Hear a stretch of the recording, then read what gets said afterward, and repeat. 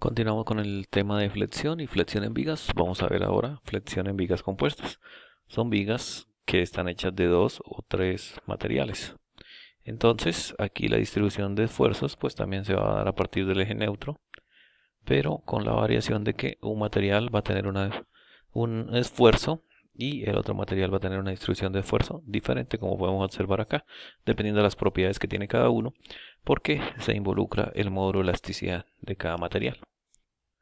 Tenemos entonces acá los dos materiales y tenemos un material en la parte superior y un material en la parte inferior.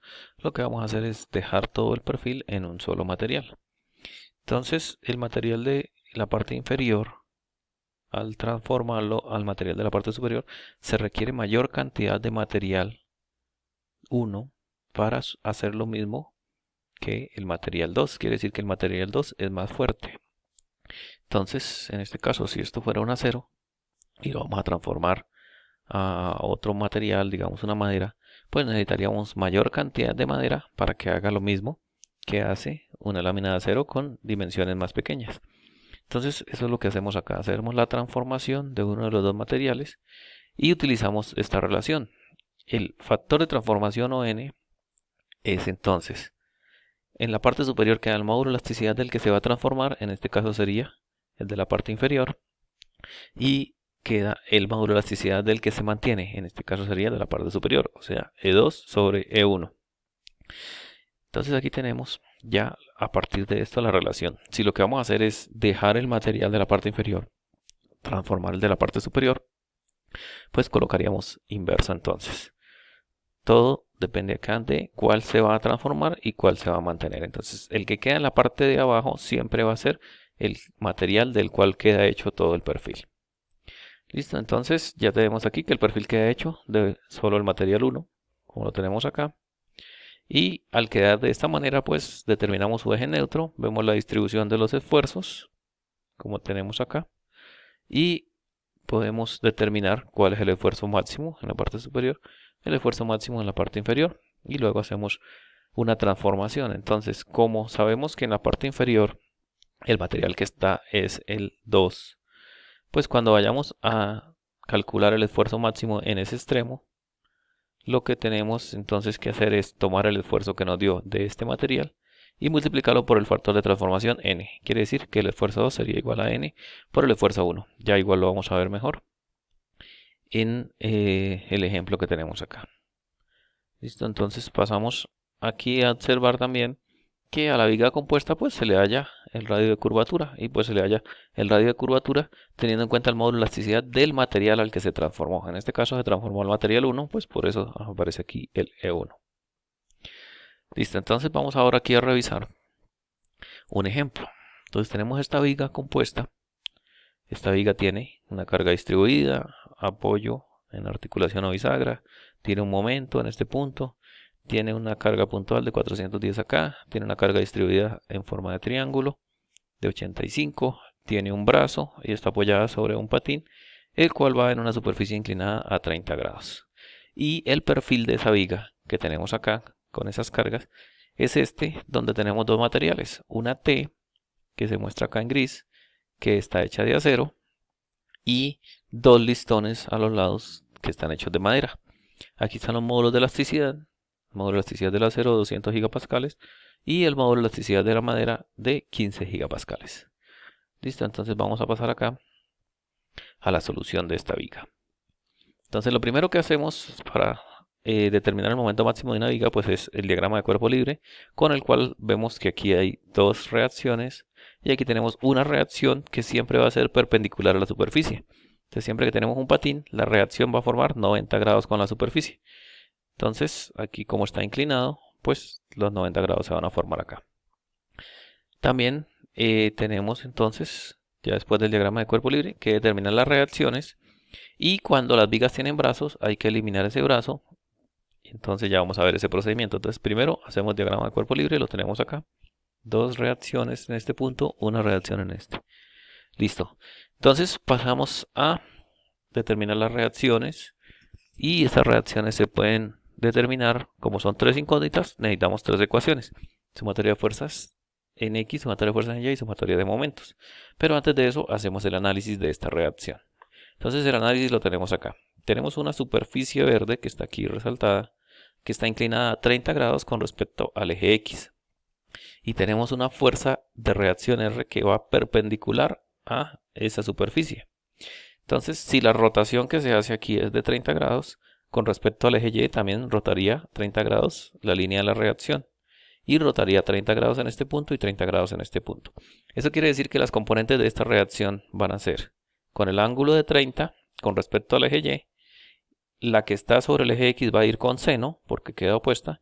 Y la que está en el eje Y va a ir con coseno. Entonces, eje X con seno, eje Y con coseno. Listo, teniendo en cuenta ya eso, podemos pasar a hacer la sumatoria de momentos. Entonces tenemos una carga distribuida rectangular. Esa carga distribuida rectangular tiene una carga equivalente. Esa carga equivalente ya vimos que es base por altura. En este caso, nuestra base vale 4.5 más 2, 6.5. Y la altura es 125 Nm. Lo tenemos escrito acá, base por altura. Y está ubicada en la mitad del rectángulo. En este caso, 6.5 sobre 2. Entonces vamos a revisar aquí la gráfica porque estamos haciendo sumatoria de momentos en el punto C. La distancia que hay hasta el punto donde se ubica esta fuerza sería la siguiente. Entonces tenemos que la mitad de 6.5 es 3.25. Entonces hay 3.25 desde este punto hasta donde está ubicada la fuerza. Pero también vemos que de aquí a acá donde está el apoyo, hay la resta de 4.7 menos 3.7 nos daría 1. Quiere decir que de aquí a acá hay 1. Entonces 3.25 menos 1 nos daría la distancia que hay desde este punto hasta donde está ubicada. Desde el punto C, que es donde estamos haciendo un momento, hasta donde está ubicado. Y eso nos daría esta relación, 3.25 menos 1. Entonces ya tenemos fuerza por distancia. Ahora aparece un momento. Como ya es un momento, simplemente lo sumamos. Ya está en unidades de Newton por metro. Entonces sumamos ese momento. Luego viene una fuerza de 410, que es una fuerza puntual. Entonces tenemos la fuerza que en Y, buscamos la distancia en X. Entonces 4.7 más 5.7 más 2.5, llegamos ya hasta el 410. Eso nos suma 12.9. Ahora, la dirección de los giros. Si podemos revisar aquí, esta nos haría girar con respecto al punto C en sentido contrario a las manecillas, positivo. Este ya se ve que está contrario a las manecillas, positivo. Este al bajar nos haría un giro en este sentido con respecto al punto C. Entonces el giro hacia allá sería negativo. Y ahora la fuerza de carga equivalente que tenemos acá, pues como es un triángulo y es equivalente al área, sería base por altura sobre 2. Entonces tenemos 85 Nm, que es la altura, 2.7, que es la base, y dividido en 2. Ya tenemos base por altura sobre 2. Sería el área, esa es la fuerza, multiplicada por la distancia, perdón. Y la distancia es 4.7 más 5.7 más 2.5 hasta este punto. Y como sabemos que el x barra de un triángulo está a un tercio desde el ángulo recto, entonces aquí está el ángulo recto, a un tercio de ese ángulo recto estaría la carga equivalente. Entonces aquí multiplicamos por un tercio de la base, o sea, un tercio de 2.7. Entonces aquí hay 2.7 tercios más toda la distancia. En este caso sería el 12.9 que teníamos hasta acá, más 2.7 tercios, porque el ángulo recto está aquí. Y luego, entonces, hacemos la descomposición de esta fuerza. Tenemos una fuerza en Y y una fuerza en X. Entonces la fuerza en Y que tenemos acá va con el coseno, como lo observamos aquí. Entonces A coseno de 30 por la distancia. La distancia es la suma de 4,7, 5,7, 2,5, 2,7 y 3,2. Nos da 18.8. Y como la fuerza sube, el giro sería en contra de la manecilla del reloj. Por lo tanto sería positivo. Ahora la fuerza en X necesita una distancia en Y, que sería la de 2.4. Y el giro sería negativo. Sería en este sentido. Entonces tenemos A seno de 30 por el 2.4. Ya no hay más, entonces igual a 0. De aquí la única incógnita que tenemos es A. Despejamos A y nos da 317.905 newtons. Listo, ahora planteamos la sumatoria de fuerzas en Y. Entonces la sumatoria de fuerzas en Y sería esta, que es la fuerza equivalente. Entonces la fuerza equivalente es igual al área. Entonces base por altura. Va bajando, sería negativa. La CY subiendo este es un momento, por lo tanto no entraría en sumatoria de fuerzas. La de 410, negativa, va bajando. Y la del triángulo, la fuerza equivalente sería base por altura sobre 2. Aquí tenemos la altura, la base sobre 2. Este sería el triángulo y también bajando. Tenemos la componente de A coseno de 30, que es la fuerza en Y que tenemos acá. Ya serían todas las fuerzas en Y. Despejamos entonces CY y nos da que CY vale 1061.93 newton. Luego hacemos la sumatoria de fuerzas en X, tenemos el CX y tenemos la componente de acá de A seno de 30. Entonces con esa despejamos y obtenemos que CX vale 158.95. Con eso entonces ya tenemos las reacciones, ya tenemos el segundo paso listo. Pasamos al tercero, que es eliminar el brazo. Entonces en eliminación del brazo, pues lo que tenemos es lo siguiente. Tomamos el brazo, si lo revisamos acá, simplemente hicimos el gráfico de donde está el brazo, desde el punto H. Entonces tenemos acá el brazo mide 3.2, 2.4 aquí y aquí está ubicada la fuerza. Entonces siempre que eliminamos un brazo, pues es trasladar esta fuerza a este punto H.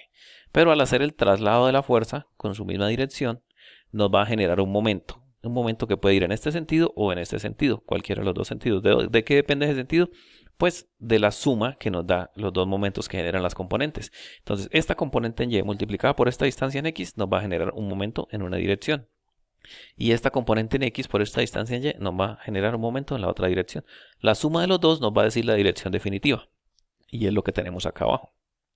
Si hacemos sumatoria de momentos en H, pues tenemos la fuerza de A coseno de 30, ¿sí?, multiplicada por la distancia en X, que es 3.2. Esto gira en contra de las manecillas, por lo tanto sería positivo. Y la fuerza que tenemos acá de A seno de 30 multiplicada por 2.4 gira a favor de las manecillas, por lo tanto sería negativo.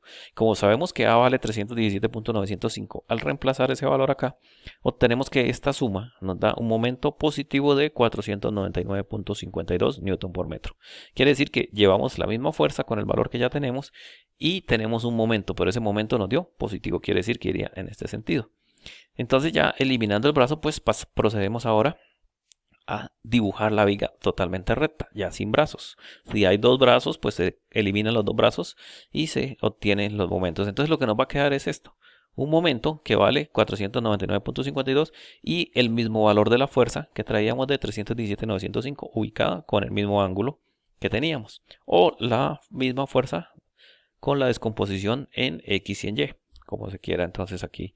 Entonces pasamos ahora, entonces ya tenemos el cuarto paso, que es dibujar la viga recta. Pasamos al quinto paso, que es realizar los cortes para analizarla. Pero hay que tener en cuenta entonces que como lo que estamos analizando es la flexión, vamos a tener en cuenta solamente fuerzas en Y. Las fuerzas en X no las vamos a utilizar. Entonces aquí cuando saquemos la componente, tomamos la componente en Y, la componente en X no. Y aquí el CX tampoco lo vamos a utilizar, porque son cargas que están axiales. Entonces necesitamos son las cargas que nos van a generar la flexión. Listo, entonces lo primero que hacemos son los cortes. ¿Cómo se hacen los cortes? Los cortes es muy importante tener en cuenta que se hacen entre variaciones de carga. Entonces aquí tenemos una carga distribuida. Dentro de las cargas distribuidas siempre va a haber un corte. Pero resulta que desde aquí hasta acá viene la carga distribuida completa, pero aquí aparece una reacción. Quiere decir que en este tramo que hay de aquí a acá ya va a haber una variación por culpa de esta reacción. O sea, quiere decir que traemos la distribuida, pero entra una nueva fuerza. Entonces por eso se hacen dos cortes, uno antes y otro después de la reacción, para mirar cómo es el cambio en este punto. Luego terminamos la carga distribuida acá y viene un momento en este punto, quiere decir que hay una variación. Entonces vamos a hacer el análisis desde este punto hasta este punto con esas variaciones, a ver qué pasa. Luego tenemos desde este punto hasta el punto G. ¿Por qué? Porque a pesar de que aquí aparece un punto F, aquí no hay variación. Está el momento y la siguiente carga la encuentra acá. Entonces entre estas dos podemos hacer un corte que va desde este punto hasta este punto. Ahora tenemos esta carga puntual en este punto, ¿sí?, que involucra la variación que tenemos acá. Y tenemos una carga distribuida en forma de triángulo. Tenemos que hacer un corte dentro de la carga distribuida. Entonces siempre se harán cortes dentro de las distribuidas y siempre se harán cortes entre variaciones de cargas o variaciones de carga de momento, como en este punto.